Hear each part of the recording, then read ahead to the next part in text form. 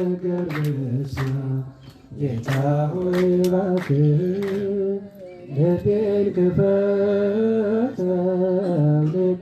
ክፈተው የልብ ልብ እንደከፈተው ልቤን ክፈተው የልብ ልብ እንደከፈተው አሜን። የሊዳን ሕዝነ ልቦና ከፍቶ ጥሩና ቃሉን ሰማ ዘንድ የፈቀደ አምላከ ቅዱሳን ልዑለ ባሕርይ አምላክ ለመምህራችን ተናጋሪ አንደበት ለእኛ ማስተዋል ሕዝነ ልቦና በጋራ ያድለን። ቀጥታ ወደ መምህራችን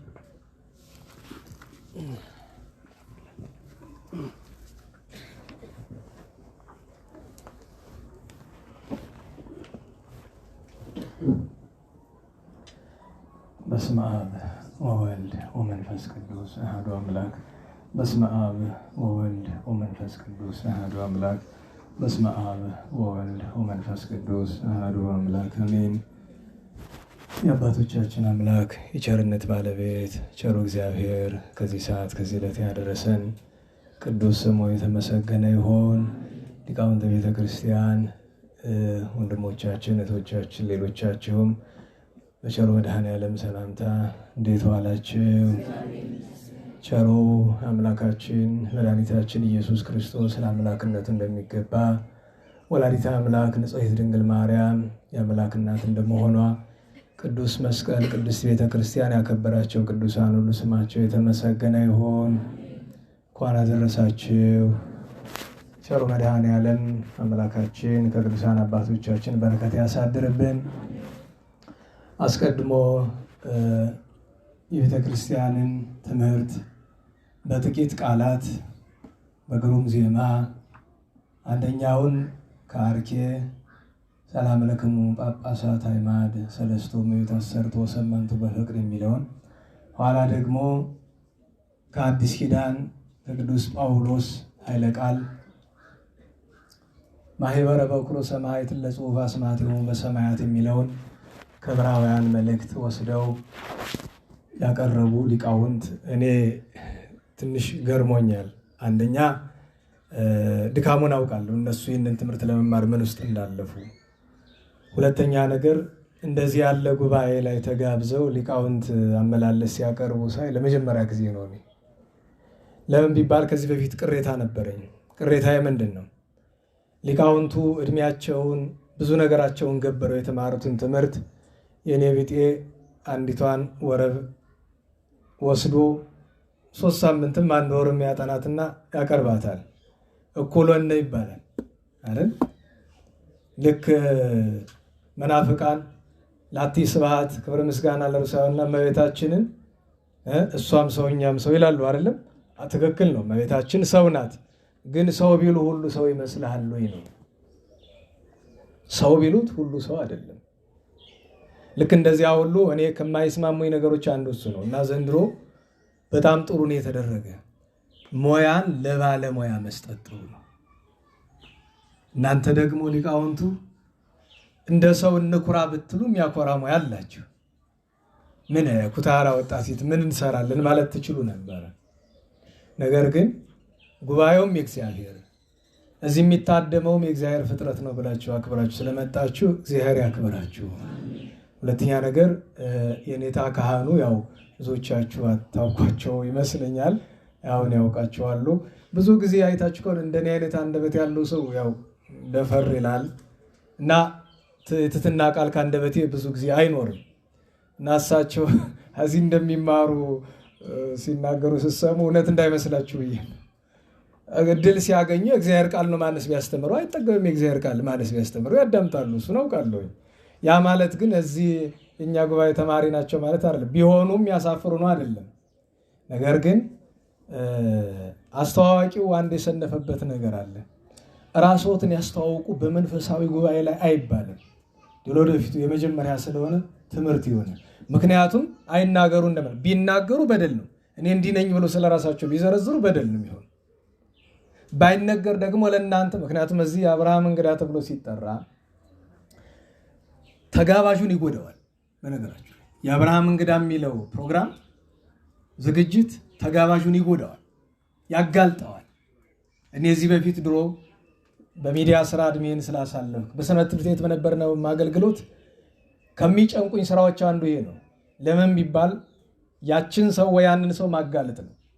ግን ደግሞ ለብዙዎች ጥቅም ሲባል ነው እንዲጋለጡ የምንፈልገው።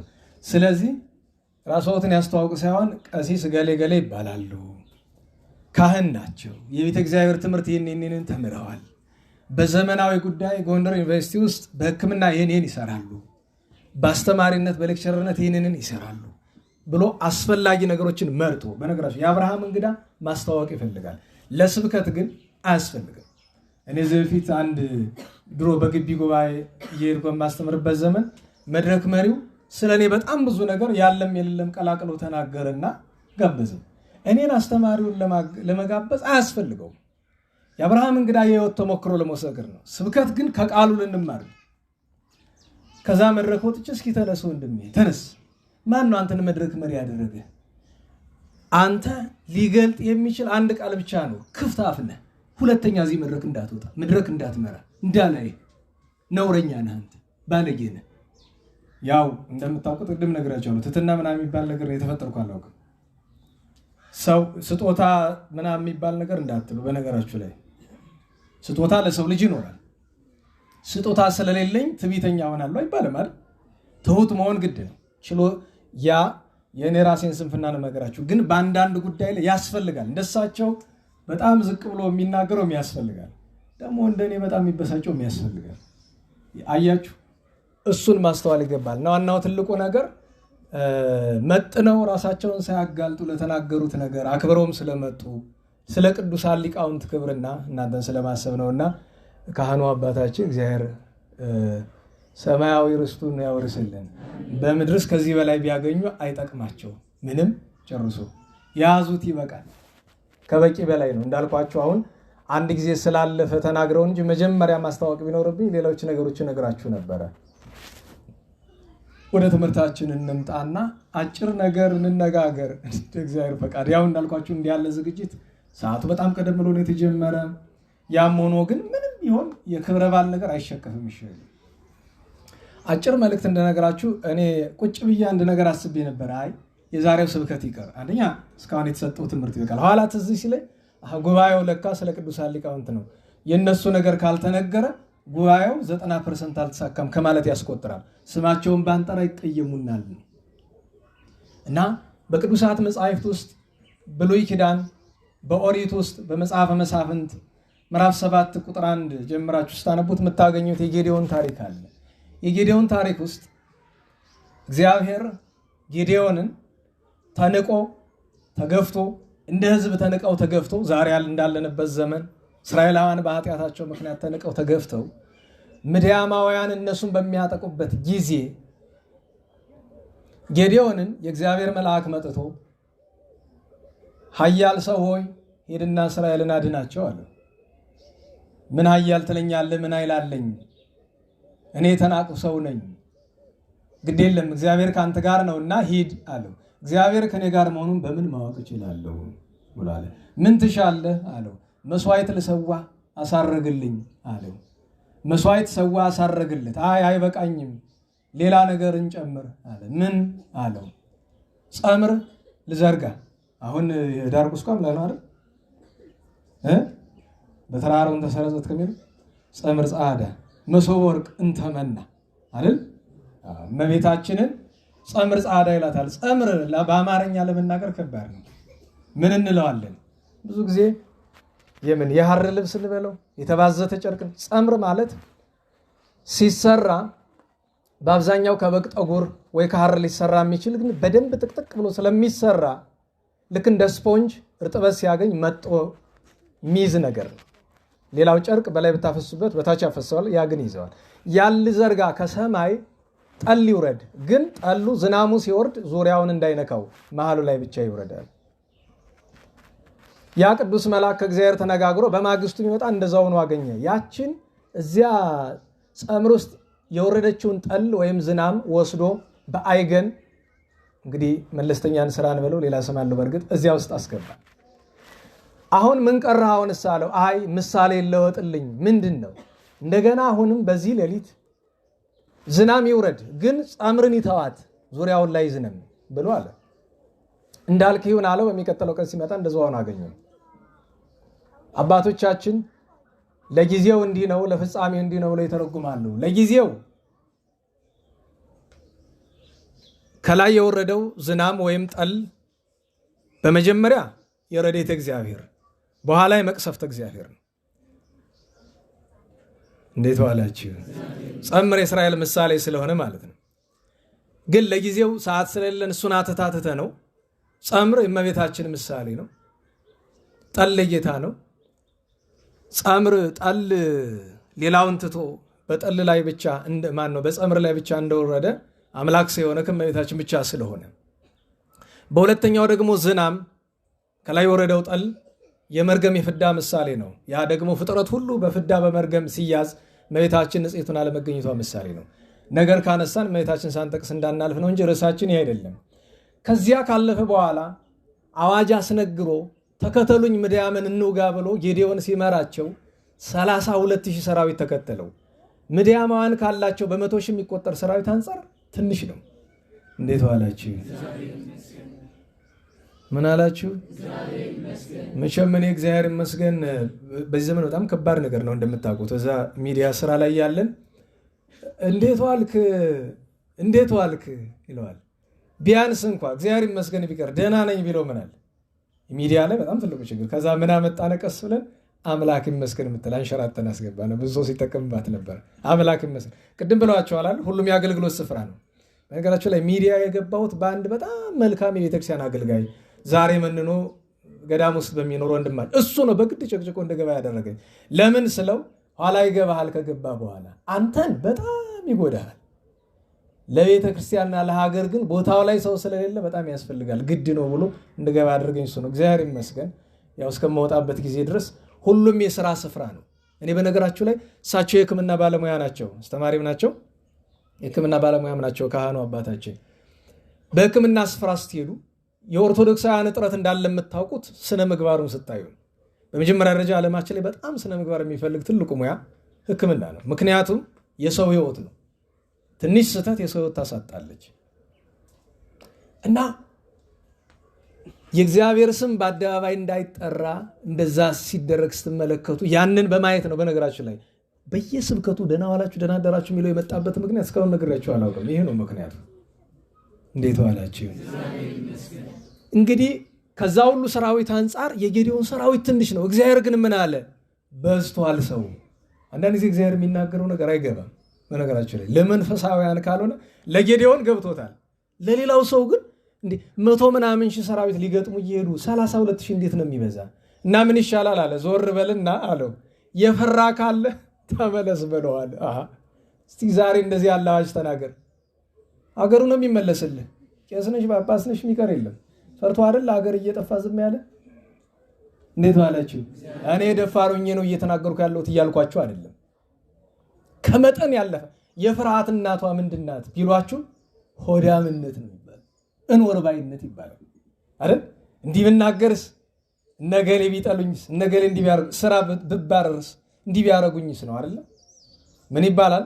እንወርባይነት ሆዳምነት ነው፣ ፈሪ የሚያደርግ። ከምንም በላይ ግን እምነት አልባነት ነው። በነገራችሁ ላይ ከሚያስገርሙ ነገሮች አንዱ መጽሐፍ ቅዱስ ላይ አትፍራ እኔ ለአንተ ጋሻ ነኝ የሚላል አይደል? እግዚአብሔርን የያዘ ሰው አይፈራም።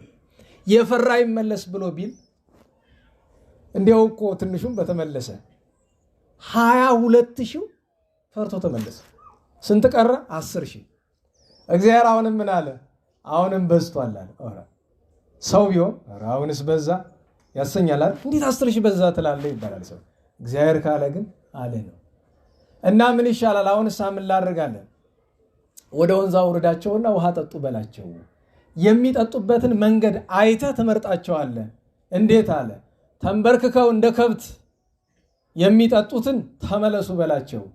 እንደ ውሻ በእጃቸው አንድም በምላሳቸው የሚጠጡትን ጠለፍ ጠለፍ አድርገው ይላል የአማርኛው መጽሐፍ ቅዱስ።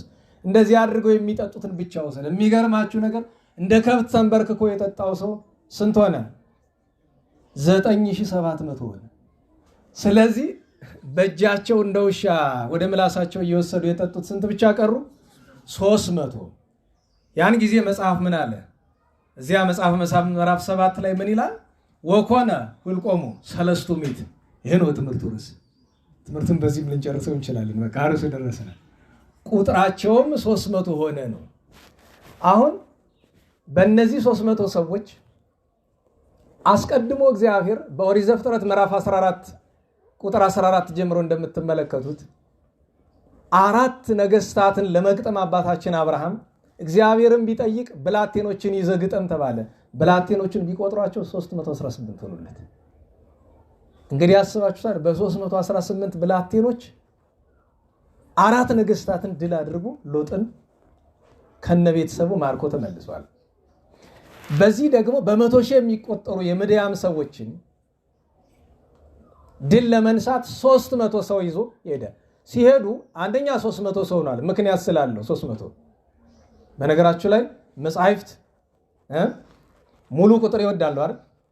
ጠቢቡ ሰሎሞን አለ ወነበርኩ ውስተ ከርሰ እምየ 10 ታውራል 10 ወር ቆይቻለሁ በእናቴ ማኅፀን። 10 ወር ቆይቶ አይደለም 9 ወር ከ5 ቀን ነው። ከጎደለ ዘንድ መሙላት ወይ ደግሞ መቀነስ። ለምሳሌ ጌታችን በእናቱ ማኅፀን ተሳታ ወርሃ ይላል። 5ቷን ቀን ትቶ 9 ወር 5 ቀን አለች። ወደ ታች ወደ ላይ መውረድ ልማደ መጽሐፍ ነው። ልክ ጌታችን ዛሬ በአንገርጋሪው ሰዓት በተነበበው ወንጌል ላይ የቅዱስ ማቴዎስ ወንጌል ምዕራፍ 15 ላይ 2ም 3ም ሆኖ በስሜ በተሰበሰቡ በዚያ እኔ እገኛለሁ ያለውን አበው ሲተረጉሙ 2ም ያላቸው ክሌቱ ምዕት በኤፌሶን የተሰበሰቡ ሊቃውንት፣ 3 ያላቸው 3 ምዕት ናቸው። እነሱ ከስብሰባቸው ምን ይላል? እዚህ ላይ አይደለም ውስጥ ያለው እዚህ ውስጥ ተጋርዶ ነው እንጂ ጌታችን 318ቱ ቅዱሳን ሊቃውንት ሲሰበሰቡ አንድ ጳጳስ ገሊላዊ ጳጳስ መስሎ በመካከላቸው ተገኘ። አወፈዮሙ ሃይማኖተ ርትዕተ የቀናቸውን ሃይማኖት ሰጣቸው ነው። አሁን ቁጥራቸው 300 ሆነ። 300ውን ይዞ ሲሄድ ግን ባዶ እጃቸውን አይደለም። ምን ያስፈልጋል? በጣም ብዙ ትርጓሜ ያተታለው። እሱን ትተን ነው። ምን ይዘዋል? ሸክላ። በሸክላ ውስጥ ምን አለ? መብራት። ከዚያ ደግሞ ምን ይዘዋል? ቀንደ መለከት ይዘዋል። አለቀ። አባቶቻችን ለሁሉ ምሳሌ ያስቀምጣሉ። ቀንደ መለከት ምን ማለት ነው? ለምንድን ነው ቀንደ መለከት የያዙ? ሸክላውን ለምን ያዙ? መብራቱን ለምን ያዙ? እኔ ግን አንድ ነገር ብቻ ልንገራችሁ። ሲሄዱ አንድ ስሎጋን፣ አንድ መፈክር አጥንተዋል። ደህና ዋላችሁ። አንድ መፈክር አጥንተዋል። ምን የሚል አብራችሁ ትላላችሁ? ኃይል ዘእግዚአብሔር በሉ እስቲ። ወኩናት ዘጌዴዎን። አያችሁ፣ ኃይል የማን ነው? ጦር ግን ከማን ተፈለገ? በቃ አሁን እኮ ትልቁ ችግር ጦር ብቻ ይዘህ ብትወጣ ችግር ነው። ጌዴዎን ብቻውን አያድንህም። የጌዴዎን የማዳን ምስጢሩ ማን ነው? እግዚአብሔር ነው። እንደገና እግዚአብሔርን ብቻ ይዣለሁ ብለህ መሄድ አትችልም። ምክንያቱም ያንተን ሱታፌ ይፈልጋል እግዚአብሔር። ገብታችኋል?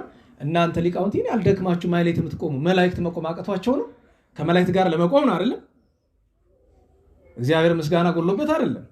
ነገር ግን እኛ የመላእክትን በረከት ቅዱስ ዳዊት የመላእክትን ምግብ የሰው ልጅ ተመገበ ይላል አይደል? አባቶቻችን በጥሬ ዘሩ ለመና ተርጉሞ በምስጢሩ ግን ለምስጋና ይላሉ። ቅዱስ ያሬድ ስላመጣልን ሰማያዊ ማዕድ ማህሌት ሰማያዊ ማዕድ ነው። ሰማያዊ ምግብ ነው። አያያዙን ላወቀበት የተግሳጽ ቀን አይደለም እንጂ ቆንጠጥ ሞጋ ምን እናደርጋችኋለን? ያው ግን እስመ ይኮነ ይዜ ጊዜው እንዳለ መጽሐፍ እንቶ ሞያው ሞልቷል፣ ጉድለት ግን አለ። ጎረቤት አለኝ እዚህ እናንተ መካከል ያለው እንደናንተ አድራሽ ጧት ማታ ሰውጣ ቆንጠጥ እናደርጋለን። እንደዚያ አንዳ ያልተማረ ሰው ደፋር አለ። እንደ ልቤ ነው የምናገር። የተማረ ሰው ፈሪ ነው ይባላል። እንዴት ዋላችሁ? እሷን ማሰብ ያስፈልጋል። አሁን ሀገር ቤተክርስቲያን ምን እናድርግ ብሎ ቅድም ሲጠይቅ የነገሯችሁን ሰምታችኋል። የነገሩን ስለኛ ሱታፌ ነው። ከእግዚአብሔር ቸርነት በተጨማሪ ስለኛ ተሳትፎ ነው። አሁን ያንን እናቆየው ነው። ወደ አዲስ ኪዳን እንምጣ። ታሪኩ በጣም ሰፊ ነው። እንደምታውቁት መድኃኒታችን ኢየሱስ ክርስቶስ ስለኛ ሲል ተወልዶ በድንግልና ከመቤታችን ድንግል ማርያም ተሰዶ አድጎ ተጠምቆ አስተምሮ ተሰቅሎ ሙቶ ሞትን ድል አድርጎ ተነስቶ አርጎ መንፈስ ቅዱስ ላከ። ቤተክርስቲያን ተመሰረተች። ከዛ በኋላ ዲያብሎስ ቤተክርስቲያንን ለመዝጋት በአብዛኛው የዘረጋው 2 መጥመድ ነው። አንደኛው ኃይለኛ ነገስታትን እያስነሳ ማሳረድ፣ ሁለተኛው ከቤት ውስጥ የሚበቅሉ ሰዎችን መናፍቅ እያደረገ ለዚያ። ከነዚህ መካከል በነገራቸው ላይ የሊቃውንት ሐረገ ትውልድ እንዳለው የመናፍቃንም ሐረገ ትውልድ አላቸው። በአዲስ ኪዳን የመጀመሪያው ትልቅ መናፍቅ የሚባለው በግብረ ሐዋርያት ስሙ የተጠቀሰው መሰሪ ሲሞን ነው። መሰሪ ምንድን ነው? ሰረ ምንድን ነው? ይቀራለን አይደል? ሰረስ ተነኮላል። አዎ እንግዲህ አስቡት ቀምሞ እናንተ አሁን ዛሬ ቀኑ አይደለም እንጂ ስመ ይዞ ኢኮኖ ይዜ ጊዜው ብለናል እንጂ ችግር አለቻል። እህቶቻችን ምን ብለናቸዋል? ወደ ቤተ እግዚአብሔር ሰው ወደ ቤተ ክህነት ሰው ብዙ አትቅረቡ፣ ጥሩ ቢሆኑ ትጎዷቸዋላችሁ፣ ጥሩ ባይሆኑ ይጎዷቸዋል የምትል ህግ አለች። ገብቷቸዋል? የነፍስ አባት ካህን ከሆነ መቅረብ ግዴታ ነው። ከዚያ ውጭ ግን አንዲት ሴት አንድን ዲያቆን አንድን መርጌታ የምታናግርበት ምንም ምክንያት የላትም። ትምህርት ከፈለገች መጀመሪያ ምን ተብሏል? ከባሎቻቸው በቤት ይማሩ ተብሏል እኮ። ባል እኮ በቤት ያስተምራል አይደለም? ከዚያ ካለፈ የነፍስ አባትን የሚያስተምራል እንጂ አንዱን መርጌታ ሄደሽ ይሄን አስቀጽለኝ። በነገራችሁ ላይ ከማይገቡኝ ነገሮች አንዱ ሴት እህቶቻችን ብዙ ትምህርት ይማራሉ። እናንተን አይደለም፣ እናንተ እንኳን ትማሩ አልወጣሽ እኛንም ታሳፍሩናላችሁ። አሁን ሄደው አትቆርቡም ስትባሉ እኔ እኮ ልመልስ ነበር። ኧረ አይቆርቡም የሉም። እኔ በከንቱ እንደ ቁራ መለፈልፍ ዳ ያለው ዋጣ ብዬ አሉ የሚቆርቡ፣ ግን አብዛኛው የኔ ቢጤ ነው። ዘሞሎ ስሜት ገል የሚባል ታውቃላችሁ። አሁን ትንሽ በረደ እንጂ እኮ ድሮ አዳራሽ ሞልቶ የሚተርፈው እኮ ኧረ ጋዜጠኛ ሰባኪ ያለ እየተባለ እኮ እንጂ ቁም ነገር ፈልጎ አይደለም ሰው የሚመጣ። እውነቴን ነው። ሜዳ አስፋልት ሞልቶ ይማር ነበር። ጋዜጠኛ ሰባኪ ይባላል። ምንም ፍሬ የሌለው ነገር ማለት ነው። እና መሰረታዊው ነገር እቺ ናት። እቤታችን ያለችውን ነገርም እንድንጠነቀቅ ነው። እግረ መንገዱን ካገኘኋችሁ ላይ ቀርብዬ ነው እንጂ አናነሳም ብለናል። ዋናው ትልቁ ነገር በሐረገ መናፍቃን ውስጥ ከባዱ መናፍቅ የሚባለው ሳምሳጢ ጳውሎስ ይባላል። ከዚያ ቀጥሎ መርቀያን አለ። ከዚያ ቀጥሎ ዲያድርስ አለ። ከዚያ ቀጥሎ ሉቃያኖስ አለ። አሁን ሰለስቱ ምዕት ያወገዙት ትምህርት የአርዮስ ይመስላል እንጂ መሰረቱ የሳምሳጢ ጳውሎስና የሉቃያኖስ ነው። ከነሱ የተማረው ትልቁ ችግር ነው መሰላችሁ። አርዮስ ቄስ ነበር። ነናዋላችሁ ቅድም እኮ ብያችኋል። ካህን ነው ምን እንደሆነ ብላችሁ ከመቅራችሁት መጀመሪያ የነፍስ አባት ስትይዙ መርምሩ። ኋላ እንዲያደርገኝ አይሰራም። መርምሩ። ምን አይነት ካህን ነው? እረኛ ይሆናል ወይ? በጎ አባት ነው ወይ? ለነፍሳችሁ እረኛ ካልሆናችሁ ቢቀር እኮ ነው የሚሻል። የኛ ቤት ሰው ደግሞ አለ። አሁን ለምሳሌ አብዛኛው የኛ ቤት ተከነሰው የነፍስ አባት የለውም እና ለስንፍናው ምን ያደርጋሉ? መልካ ኢየሱስ ስለምደግም የነፍስ አባት ብዙ አያስፈልገኝም። ለኔ የመጀመሪያው ቀን ሰማ ገረመኝ። ምን ለማለት ነው? ኢየሱስ ለመላእክት ይከላ ኢየሱስ ክርስቶስ ማ በነፍሴ አንተ ስለኝ አቤት የደንቆሮ ብዛት! እንዲሁ ሰው አላዋቂነቱ እንደዚህ ሲገልጥ ምን ማለት ነው? ስማ በነፍሴ አንተ እንዲሁ ምኑ ተገናኘ? እንዴ መልካ ኢየሱስን የደረሱት በዚያውም ጠይቀው ነበር። መልካ ኢየሱስን የደረሱት አባ አምደ ሐዋርያት ወይም ዘሚካኤል የሚባሉ አባት ናቸው። ቢሰሟቸው ምን ይሉ ያላሉትን ነገር እና ትልቁ ነገር ቄስ ነው ብለው ካህን ነው ብለው የቤተክርስቲያን ሰው መስሏቸው አርዮስን ተከትሎታል። እንደዚህ ዘመን መዝሙር አርዮስ ምንድነው የሚያደርገው? እዚህ ዘመን መናፍቃን ሰውን የሚወስድበት መንገድ አላቸው አይደል? በየስፍራው እየዞረ ያውላችሁ። አንድ የቤተ ክህነት ሰው በጣም ከተንከባከባችሁ ችግር አለ። እውነቴን ነው። ኮስተር ነው ማለት ያለበት። እውነቴን ነው። የቤተ ክህነት ሰው እንደ ሚጥሚጣ መሆን ያለበት። ታውቃላችሁ ሚጥሚጣ? አዎ ሲበሉት በጣም የሚያተኩስ በጣም የሚከብድ ነገር ገብቶ ግን የሚያሽር ነገር ነው። ይሄ ነው። እዛ ውጭ የለም።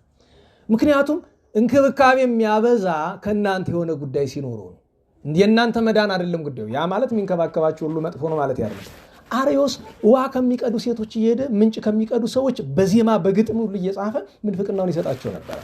የእሱ ትልቁ ችግሩ ጌታችን ኢየሱስ ክርስቶስ ጋር ጠብ ገብቷልና ለዚያ ጠቡ ጥቅስ ይፈልግ ነበር። ሲፈልግ እዚያ ምሳሌ ላይ ያለችውን ኃይለ ቃል ማነው ምሳሌ ላይ ያለችውን ምዕራፍ 8 ላይ ያለችውን ኃይለ ቃል አገኛት።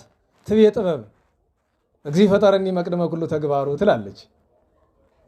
ጥበብ ጌታ የሥራው መጀመሪያ አድርጎ ፈጠረኛ አለች እና ከዛ ሲያስበው ደግሞ ጥበብ ሰመዳኒ ነው ውእቱ ይላል። ጥበብ ጌታ ነው። ያ ከሆነ ስለዚህ ሎቱ ስብሐት ኢየሱስ ክርስቶስ ወልደ እግዚአብሔር ፍጡር ነው ማለት ነው። ክብር ምስጋና ለእሱ ይሁንና እንደዚህ ብሎ አስቦም አልቀረ ተናገረ። በዚህ ጊዜ የእሱ መምህር የነበረው ቅዱስ ጴጥሮስ አስተማረው፣ መከረው፣ ገሰጸው፣ አልሰማ አለ፣ አወገዘው።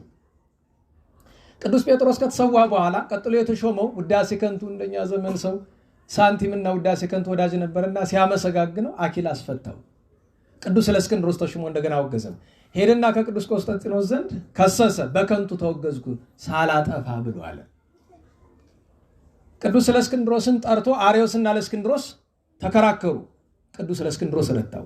ይህን ጊዜ የሁለቱን ክርክር ያዳመጠው ጻድቁ ንጉሥ ቅዱስ ቆስጠንጢኖስ ከአንድ ሊቅ ከእለእስክንድሮስ ይህን ያህል ምስጢር ካገኘው በዓለም ያሉ ሊቃውንትን የማልሰበስባቸው በዚህ ሰበብ ብሎ ጉባኤ ተሰብሰቡልኝ ብሎ ወደ ቁስጥንጥንያ ያጠራቸው። ኋላ ግን ፈቃድ እግዚአብሔር ስላልሆነ ጉባኤው ከቁስጥንጥንያ ወደ ኒቅያ ተቀይሮ ሚያዝያ 21 ቀን ጀምረው መግባት ጀምሩ። ከሚያዝያ 21 እስከ መስከረም 21 ቀን ሲሰበሰቡ 2348 ሊቃውንት ተገኙ።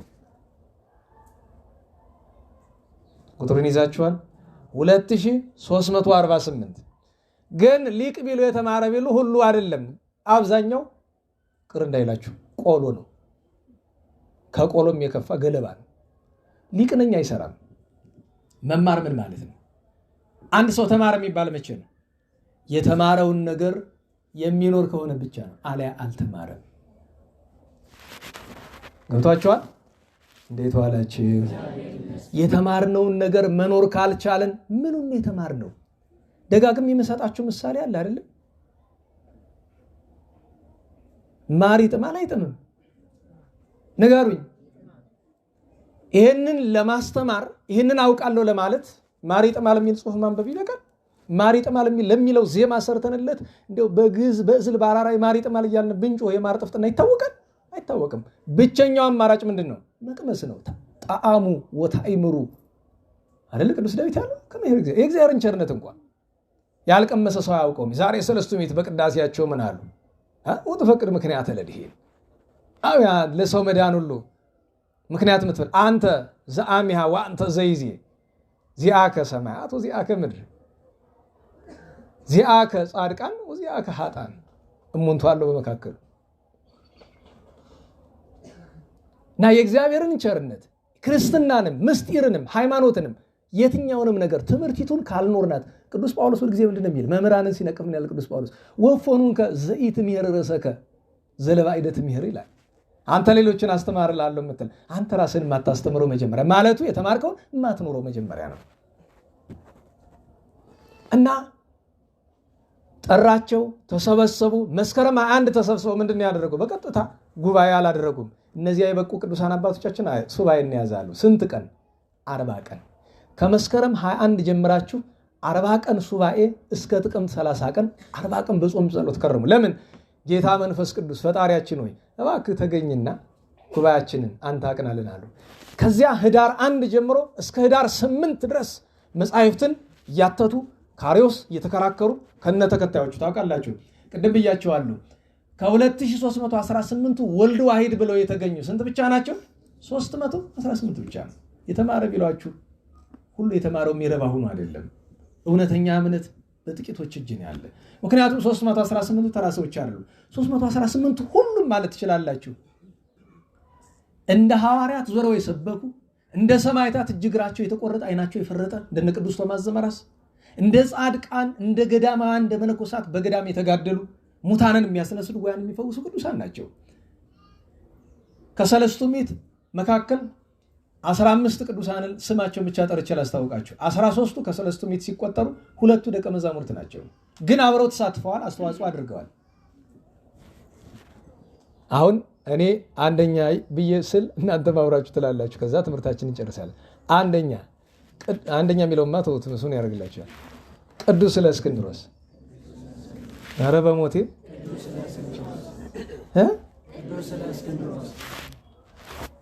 ኧረ እኔ በባዶ ያለ ድምፅ ማጓያው እኮ ቅዱስ እለእስክንድሮስ በሉ እስቲ። ሁለተኛ ቅዱስ አዮክንዲኖስ፣ ሶስተኛ ቅዱስ ሶልጴጥሮስ፣ አራተኛ ቅዱስ ኤዎስጣቴዎስ፣ አምስተኛ ቅዱስ ባስልዮስ ታላቁ፣ ስድስተኛ ቅዱስ ጎርጎርዮስ የአርማንያው፣ ሰባተኛ ቅዱስ ቶማስ የመርአሱ፣ ስምንተኛ ቅዱስ ያዕቆብ የንጽቢኑ፣ ዘጠነኛ ቅዱስ ኒቆላዎስ የሜራው፣ አስረኛ ቅዱስ ቴዎዶጦስ የእንቆራው፣ 11ኛ ቅዱስ ቴዎዶሲዮስ የቆሮንቶሱ። እንዴት ዋላችሁ? ኧረ እንዴት ዋላችሁ? 12ኛ ቅዱስ መቃርስ የኢየሩሳሌሙ። 12ኛ አይደል? 13ኛ ቅዱስ በፍኑትዮስ የታችኛው ግብፅ። 13 አይደለም? ሁለቱ ደቀ መዛሙርት ምንላቸው ታላቁ ቅዱስ አትናቴዎስ እና ቅዱስ ኤፍሬም ሶርያዊ ናቸው። ውዳሴ ማርያምን የደረሰው ሰለስቱም እነዚህን ለጥቅስ ያዟቸው ብዬ ነው እንጂ 318ቱ እንደነዚህ ናቸው። በእያንዳንዱ ምሳሌ እንገባ ይባል አስባችሁታል? ሁላችን እዚህ ያለን አፍንጫ አለን አይደል? የላችሁም እንዴ? አለ። አንዳንዱ እንዲያውም ዱለዱላ የሚያክል ነው አፍንጫ። እኛ አፍንጫ አለን አይደል? ቅዱስ ቶማስ ስለ ክርስቶስ ፍቅር ምን የለውም? አፍንጫ የለውም፣ ቅንድብ የለውም፣ ከንፈር የለውም፣ ጆሮ የለውም፣ እጅ የለውም፣ እግር የለውም። ተቆራርጦ አልቋል። መጽሐፍ ምን አለ? ተመልምሎ ተቃጥሎ የተጣለ ግንድ ይመስል ነበር አለ። ክርስቶስ ሎቱ ስብሐት ተካደ እኮ ቢሉት ውሰዱኝ አለ። እጅግር የለ በምን ወስዳለን? በቅርጫ በአህያ ጭናችሁ ውሰዱኝ አለ። ስለ ክርስቶስ ፍቅር እንዲህ ይኖራል። ለዛሬው አይደለም። አስቡት ቅዱስ አትናቴዎስን። እንዲያው በዛ ዘመን ረድ ነው እኮ ሊቀ ዲያቆናት ነው። ምን አሉት? አትናቴዎስ አሉት ዓለም ጠላህ እኮ፣ ዓለም ከአንተ በተቃራኒ ቆማ አሉት። እኔ ምን ጨነቀኝ ክርስቶስ ካለ፣ እኔ ከዓለም በተቃራኒ ቆማለሁ አለ። አስባችሁታል? ከዓለም አይደለም ከ3 ከ4 ሰው በተቃራኒ ላለመቆም ያለው ጭንቅ። እያንዳንዱን ብንጠቅሳቸው ለምሳሌ ባለፈው ስምን ያስታወስኳችሁ በመጨረሻ የጠቀስነው ቅዱስ በፍኑትዮስ አለ አይደል? ቅዱስ በፍኑትዮስ በሁለት ነገር አስታውሱት። ክርስቶስን ካርተ ብሎ እምቢ ብሎ ምዕመናንን እያስተማረ እንዳይክዱ ስላደረገ ግማሽ አካሉን ፓራላይዝ አድርገውታል። ነገራችን ላይ እንደዛ ግማሽ አካሉ እንደዛ ሆኖ ነው ጉባኤ የተሳተፈ። ውለታውን እንዳትረሱ። በተለይ ክህነት ኖራችሁ ሚስት ማግባት የምትፈልጉ ያገባንም እኛ አንድ ውለታ ውሎልናል። ምንድን ነው? እስከ ሰለስቱ ምዕት ጊዜ ድረስ ቄስም ዲያቆንም ድንግል መሆን ግዴታው ሆኖ ተብሎ ተወስኖ ነበር በአንድ ጉባኤ እና በዚያ ምክንያት በሰለስቱ ምዕት ጉባኤ ላይ ሊቃውንቱ ያንን አጸኑት። ቄስና ዲያቆን እንዳያገባ በድንግልና ይኖር ብለው ማለት ነው። በጉባኤው መካከል ቅዱስ በፍኑትዮስ አፈፍሎ ተነሳ። አባቶቻችን ወንድሞቻችን እለምናችኋለሁ፣ የኋላው ዘመን ትውልድ እንደኛ ያለ ነገር አይኖረውም። እባካችሁ እግዚአብሔርን መድኃኔዓለምን እንጠይቀውና ከፈቀደልና ጋብቻው ይፈቀድ ብሎ አለ። መድኃኒታችን ቢጠይቁ መድኃኒታችን ፈቀደ። በዚህ ምክንያት ካህን ዲያቆን እንዲያገቡ ተፈቀደ እንጂ እና ይሄ የቅዱስ በፍኑትዮስ ስራ ነው እንዳትረሱ እንጂ ድካማችን አውቆ እንጂ ዛሬ ቄስና ዲያቆን ቤት ይገኛል። የካቶሊክ ቄስና ዲያቆን እንደማያገባ ታውቃላችሁ አይደል? በተለይ ቄሶቹ እና እነሱ የጥንቱን ስርዓት አንለውጥም ብለው ይዘውታል። ግን የሚገርማችሁ ከቄሶቻቸው አብዛኛው ማለት ትችላላችሁ ተደብቆ ሲያመነዝር ነው የሚሆነው። ሰው ቢያጡ ታውቃላችሁ። በአንድ ስፍራ ብቻ 200 ምናምን ህፃናት ተደፍረው እንደተገኙ በካቶሊክ ቄሶች። ሴት ቢያጡ ሴት ህፃናት፣ ሴት ቢያጡ ወንድ ህፃናትን ሁሉ ደፍረዋቸዋል። ቄስ ተብለው ማለት ነው የካቶሊኮቹ። ይሄ ታይቶት ነው። አይ ቅዱስ ሊቅ እንዲህ ያለ ጉድ ከሚመጣ ያገቡ ባንድ ይወሰኑ። ለምን ጥቅስ ቢያስፈልግ ከሐዋርያት መካከል ሊቀ ሐዋርያቱ ባለትዳር ስለነበረ ትዳር ለክህነት አይቸግርም። እንዲያውም ዛሬ ስናየው ለክህነት በጣም የተሻለ ከመነኩሴው ይልቅ ካህኑ ነው። ምክንያቱም መነኩሴ መጀመሪያ ማን ነው ቅስና ይፈቅድለት? ስርዓተ መነኮሳት እኮ ይከለክላል። መነኩሴ እኮ ቄስ መሆን እንዳይችል ተከልክሏል። ስርዓተ ጳኩሚስ ይከለክለዋል እኮ ቅዱስ ጳኩሚስ መነኮሳት። ምክንያቱም ክህነት ምድራውያን የሚሾሙ ሹመት ነው። ሹመቱ ሰማያዊ ነው፣ የሚቀበሉት ግን ምድራውያን ናቸው። በዚህ ዓለም የሚኖሩ ከሰው ጋር እየተገናኙ አንድ ሰው ሲመነኩስ ከዓለም ከሰው መለየት ፈልጎ አይደለም። ቅስናው የሚቀበለው ማን ሊያገለግልበት ነው? ዛፉን ቅጠሉን መነኩሴ ያለ እንደ እባክህ እንዳይሉብን ደግሞ እናጅሪ መቼም ያዛቆነ ሰይጣን ይባላል። መሰረታዊው ነገር እነዚህ ቅዱሳን ናቸው። አርዮስን ተከራክረው ረድተው ጸሎት ሃይማኖትን ሰርተው ነአምን ባዶ አምላክን በተለይ ምን አሉ? ወልደ አብ ዋሂድ የአብ አንድያ የባህሪ ልጁ ብሎ ዘሩይ ምስለ አብ በመለኮቱ ከአባቱ ከእግዚአብሔር አብ ከባህሪቱ ከመንፈስ ቅዱስ ጋር ትክክል የሆነ በባህሪ በህልውና በፈቃድ በስልጣን ትክክል የሆነ አንድ የሆነ ብለው ይህንን መስክረው የቀናች ሃይማኖትን ሰጥተው አርዮስን አውግዘው አስፈላጊ መጻሕፍትን ደርሰው ለመነኮሳት ሕንፃ መነኮሳትን ለሰባ ዓለም ከነገስታት ጀምሮ እስከ ተራው ሰው ድረስ ፍትሐ ነገስትን ለካህናት ግሩም ቅዳሴን አጠቃላይ 20 ቀኖናዎችንና ስርዓታትን ሰርተው በየስፍራቸው ተመልሰው ከነቅድስናቸው እንዳሉ እነዚህ አባቶቻችን አርፈዋል። ታዲያ ርዕሳችን ምንድነው? ወኮነ ሁልቆሙ ሰለስቱ ምዕት ወይም በሌላ ቋንቋ ቅድም ምንድን ያልኳችሁ ርዕሱ ቁጥራቸው ስንት ሆነ?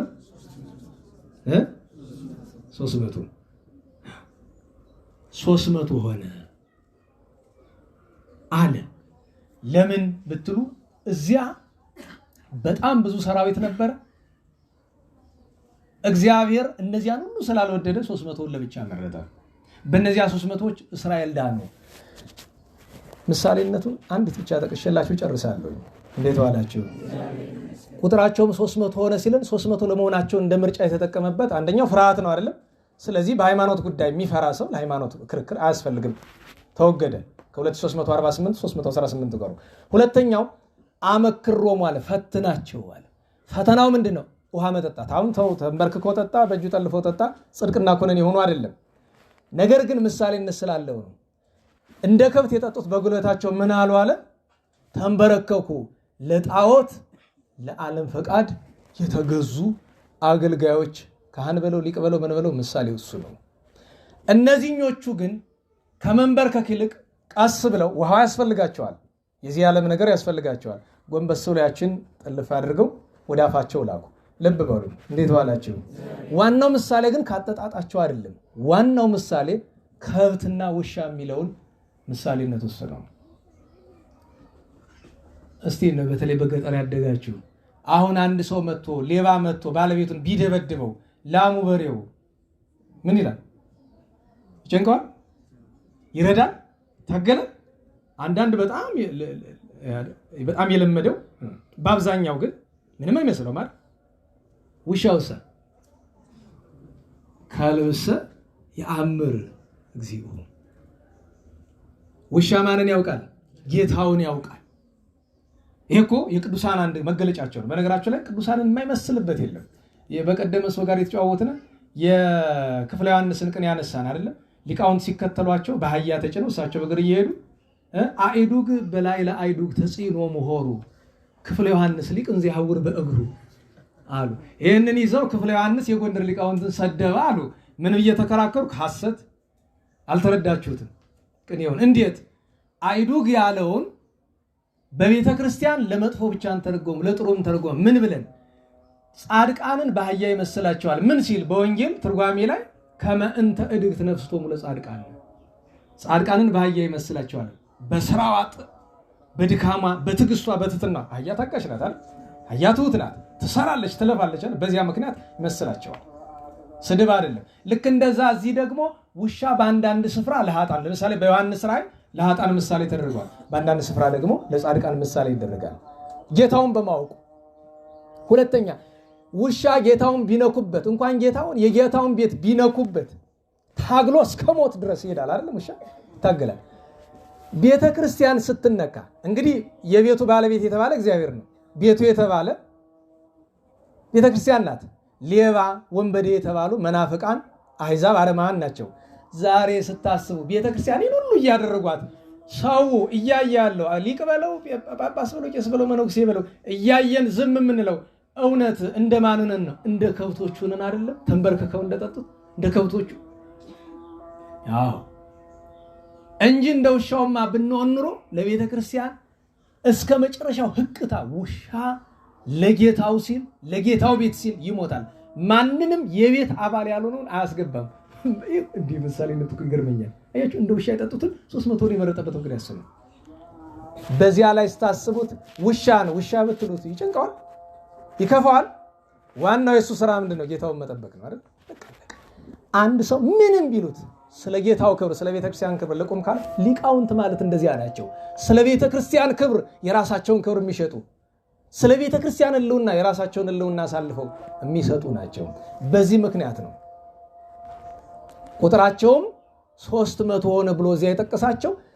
ከ32300 ብቻ እንደተገኘ እዚህ ከ2348 318 አባቶቻችን ብቻ ተገኝተው ሃይማኖትን አቅንተው መናፍቃንን ተከራክረው ረተው ለቤተ ክርስቲያን ስርዓት ሰርተው መሰረት ጥለው ቅድስናቸው ተገልጦላቸው ወደ እግዚአብሔር ሄደው ዛሬም ድረስ ቤተክርስቲያን ታከብራቸዋለች። በኢትዮጵያ ውስጥ ብቸኛው የሰለስቱ ምዕት ቤተክርስቲያን ግን ጎንደር ነው ያለ። ያውም አብዛኛው ሰው ሊቃውንትም ሄደው ብዙ ያከብሩበትም ይታወቃል።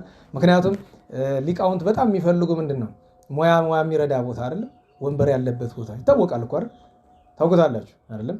ለምሳሌ አሁን እዚህ ወራ ባህል ወይ ክብረ ባህል ሲሆን አብዛኛው አድራሽ የሚመጣባቸውን ዕለታት እናውቀዋለን። እኔ የሚገርማችሁ ነገር በዋዜማው ይመጣና አብዛኛው በክብረ ባህሉ ማህሌት ግን የለም። ለምን ብዬ ሊቃውንት ስጠይቃችሁ ያው ዋዜማው ላይ የሚፈልገው ነገር አለ። ያቺ ምናምን ቀን የፈጠራው ሙያችሁ ስለሆነ ታውቁታላችሁ። የሆነ ነገር ፍለጋ ነው የሚመጣ። ለሙያው ነው እንጂ ለበረከቱ አይደለም። ለበረከት ተብሎ ምን አለ ማህሌት ቢቆም ሙያውን ማን ይነሳል? በአንድ ድንጋይ ሁለት ወፍ እኮ ነው። ሙያውን ማን ይነሳል? እውነቴን ነው። እና በእውነቱ ሊቅ ማለት እንደ ሰለስቱ ምዕት እንደ አባቶቻችን መሆን ካስፈለገ እንደዚያ ነው። ግን የውሻን ነገር የጠቀስኩላችሁ ለምንድን ነው? ቦታ ቦታ አለው። በአንዳንድ ቦታ አንበሳ የዲያብሎስ ምሳሌ ሆኖ በአንደኛ ጴጥሮስ ተጠቅሷል አይደል? እንዴት ዋላችሁ ጠላታችሁ ዲያብሎስ ምንድነው እንደሚጮህ አንበሳ ብሎታል። እንደገና በማህሌታችሁ ምንድነው የምትሉ? አሁን ጥምቀት እየመጣ ነው አይደል? ለዘተወልደም ድንግል ምን ተንብሎ ናስተማስሎ ለመድኃኒነ አርዌ ገዳምኑ አንበሳ ወሚመከራ ዲሆን አይደል? ክርስቶስን በአንበሳ ይመስለዋል። እንደ አገባቡ ደግሞ ዲያብሎስን በአንበሳ። ምክንያቱም ምሳሌ ዘይሐጽጽ ይባላል። ምክንያቱም ለሚመሰልለት አይመጥንም። ለጌታ ለእመቤታችን ለቅዱሳን አይመጥንም። ምሳሌነቱ እኛ እንድንማር ነው እንጂ ቅዱሳንን ውሻ እያልን አይደለም። እንደ ሐቁማ ውሾች እኛ ነን፣ በዚያ በክፉ ግብሩ ማለት ነው። እና እሱን ለማለት ነው። እግዚአብሔር አምላካችን የቅዱሳን አባቶቻችን የሰለስቱ ምዕትን በረከት ያሳድርብን። በመጨረሻው ዛሬ መምህር አካለ ወልድ የዛሬ 106 ዓመት የቦሩ ሜዳ ሥላሴ የትርጓሜ መምህር የነበሩት ጻድቅ በመምህራን ሐረገ ትውልድ በጣም የተመሰገኑ ሲባል ሰሙ ይሆናል። በትርጓሜ መምህር አካለ ወልድ የኔታ አካለ ወልድ በነገራቸው ላይ ያላደረጉት ነገር ታምራት ሁሉ ያደርጉ ነበር። ታምራት ማድረግ ብቻ ሳይሆን በአንዳንድ ነገሮች እኔ ይገርመኛል። አሕዛብን እየሰበኩ እስላሞችን ሲያስተምሩ ቆይቶ አንድ ቦታ ላይ ተደበደቡ ይባላል እና አገረ ገዢውን ቢሉ ንጉሱ እንዲበቀልላቸው ሰራዊት ላክ ያይደበደባቸው። ኋላ ምን ብለው አሉ? ሄደው ሰራዊቱን መለሱት። ምን ብለው? ሁለት ስህተት። አንደኛ ሰው ሐዋርያዊ አገልግሎት ሊያደርግ ሲሄድ ቢደበደብ ለዛ ድብደባ ምላሽ ቤተክርስቲያን አትሰጥም ወይም መንግስት ሊሰጥ አይገባም። ሐዋርያት ሊቃውንት ተደብድበው ችለው ታግሰው እነሱን ይመልሷቸዋል እንጂ እነዚያን ያስተማሯቸውን ሄዶ የመንግስት ወታደር ቢደበድባቸው እኮ ትምህርቱ ከንቱ ቀረ ነው። ለምን? ወደ ደብዳቤያቸው እምነት ይመጣሉ እንዴ? እንዴት ብሎ? ምክንያቱም በፍቅር ነው መሳብ የሚገባ እንጂ በዱላ አይደለም። አንድ ሁለተኛ ነገር የኔን ዋጋዬን አታስቀሩብኝ ባካችሁ፣ ይደብድቡኝ ተዋቸው ብለዋል። ሌላ ብዙ ምስጢር ተገኝቷል። ከምንም በላይ ይማሯል፣ እንደ አካልዬ ይዋጓል፣ እንደ ገብርዬ ተብሎ የተነገረላቸው ደገኛ ሊቅ ናቸው። ታት ሰዓት ከዚህ በላይ ስለሚገታን ቸር መድኃኔዓለም ቸርነት እመቤታችን ጣዕመ ፍቅሯ የቅዱሳን በረከት ሁሉ ይደረብን። ስብሐት ለእግዚአብሔር ልዑል ወለወላዲቱ ድንግል ወለመስቀሉ ክቡር ዘሳይል አሜን።